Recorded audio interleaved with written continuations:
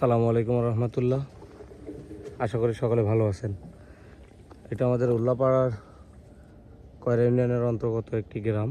পার্শ্ববর্তী যে সামনে গ্রামটা দেখা যাচ্ছে এটা অন্য একটি গ্রাম, নাগরুহা।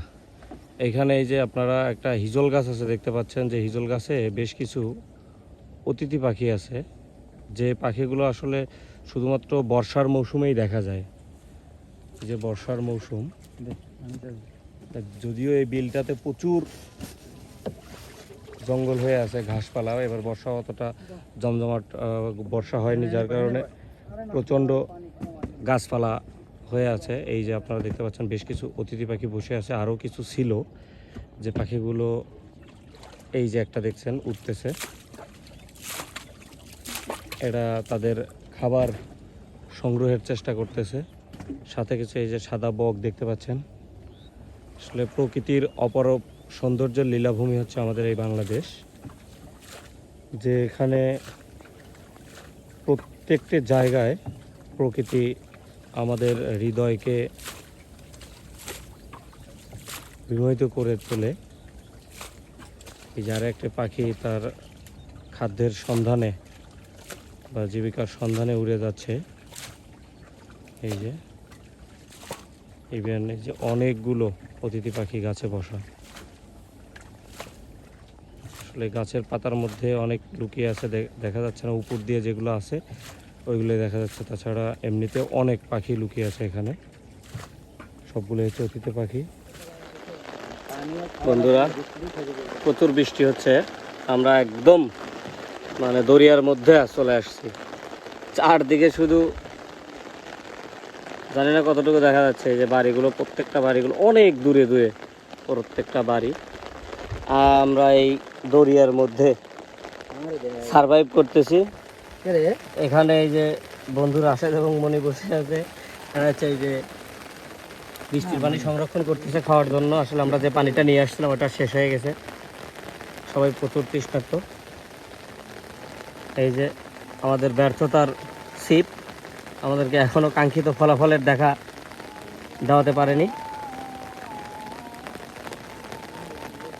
আমরা আমাদের মতো চেষ্টা চালায় যাচ্ছি।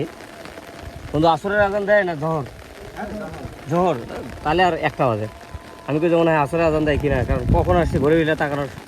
এদিকে আমরা আরও কিছু প্রকৃতি দেখতে পাচ্ছি, এই যে অতিথি পাখি, যেগুলো হচ্ছে শুধুমাত্র বর্ষার সিজন দেখা যায়। এই যে এইখানে এই যে একটা সাদা বক, একদম সাদা দবদবে একটা বক, তার খাবারের সন্ধানে এখানে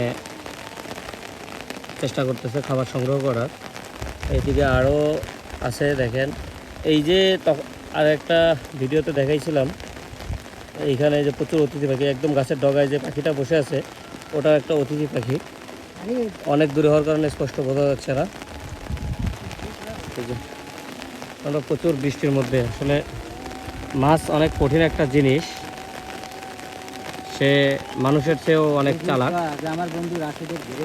আর এটা হচ্ছে বন্ধু রাশেদের ঘের, এই পুরোটাই হচ্ছে বন্ধু রাশেদের ঘের। এই যে যত দূর চোখ যাচ্ছে পরিষ্কার যে অংশগুলো দেখতে পাচ্ছেন প্রত্যেকটাই রাশেদের ঘের। প্রচুর মাছ আছে।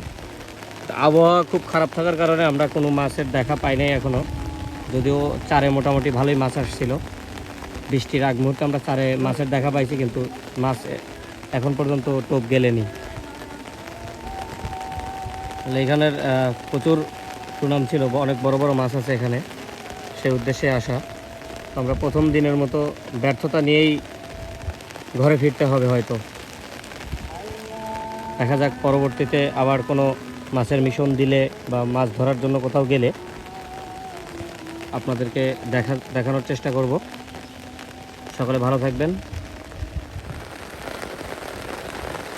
ঝুম বৃষ্টি একেবারে অথই দরিয়ার মধ্যে আমরা।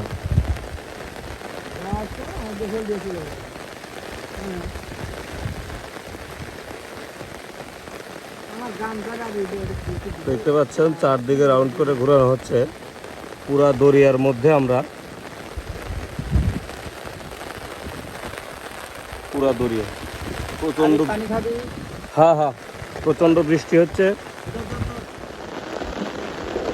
বন্ধুরা। আসলে আমরা এখন ফিরে যাচ্ছি ব্যর্থতা মাথায় নিয়ে। আসলে ওয়েদার যদি এই ধারে না, সোজা সোজা সোজা সোজা সোজা সোজা রাশেদ, এই ধারে না, সোজা। এই যে দেখেন এই যে অতিথি পাখিগুলো, এর আগে অনেক দূর থেকে দেখাইছিলাম, এইটা কাছে ক্লোজভাবে তাকে দেখাতে পারি নাই।